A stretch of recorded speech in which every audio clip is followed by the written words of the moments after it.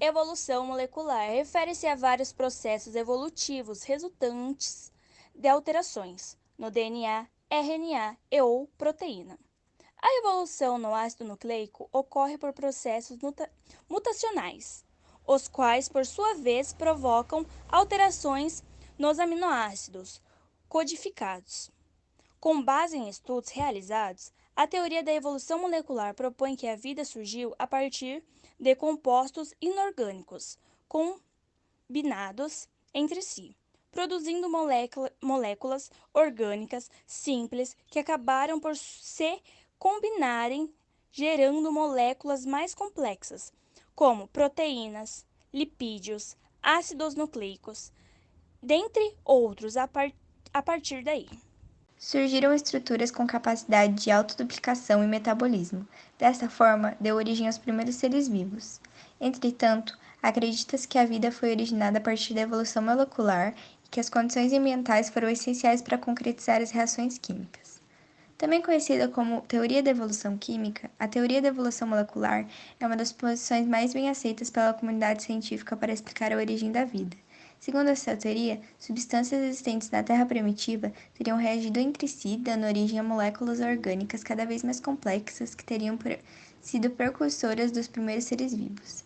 De acordo com os defensores da teoria da evolução molecular, compostos inorgânicos como carbono, hidrogênio, oxigênio, nitrogênio, fósforo, entre outros, foram se combinando, originando moléculas orgânicas como aminoácidos, açúcares e etc.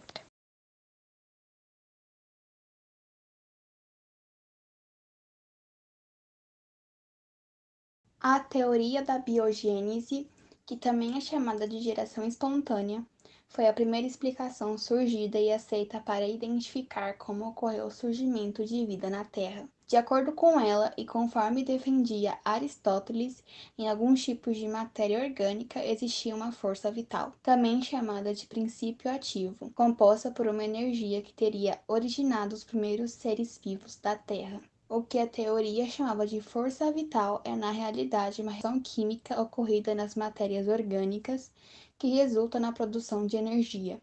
Assim, esta seria a explicação química da origem dos seres vivos na qual se baseou a biogênese. Teoria biogênica. Primeiro veio um Red para mostrar o seu experimento sobre a teoria espontânea. Ele punhou 2 frascos. Nos 2 frascos ele colocou um pedaço de carne e um dos frascos dos 2 ele cobriu com gases em cima de um frasco e deixou no ambiente ambientar. Depois de muitos dias, o cientista Red foi ver dos 2 frascos. O frasco que estava aberto criou micróbios e organismos. O frasco que estava fechado estava nenhum micróbios e organismo, estava a carne solta. Segundo, vem o Pasteur com seu experimento para quebrar a geração espontânea. Então ele colocou o caldo nutritivo para ferver até que se tornasse esterilizado, ou seja, sem micro-organismo ou micróbios.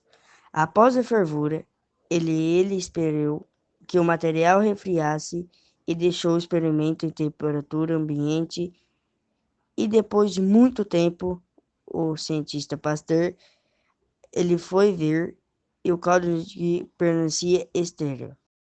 Panspermia é uma teoria que se baseia na ideia que a vida não surgiu em nosso planeta, mas sim que ela se iniciou em outro e que partículas fundamentais chegaram aqui do espaço. Essa ideia é bastante antiga. Giordano Bruno, durante o período do Renascimento, por exemplo, pregava que existiam outros mundos e que neles também havia vida. Com isso, admitia-se que a vida poderia já existir em outros locais e que posteriormente chegou aqui. Estudos mostram que compostos orgânicos já chegaram à Terra vindo do espaço. Análises realizadas por Berzelius em 1830 mostraram a existência desses compostos em meteoritos.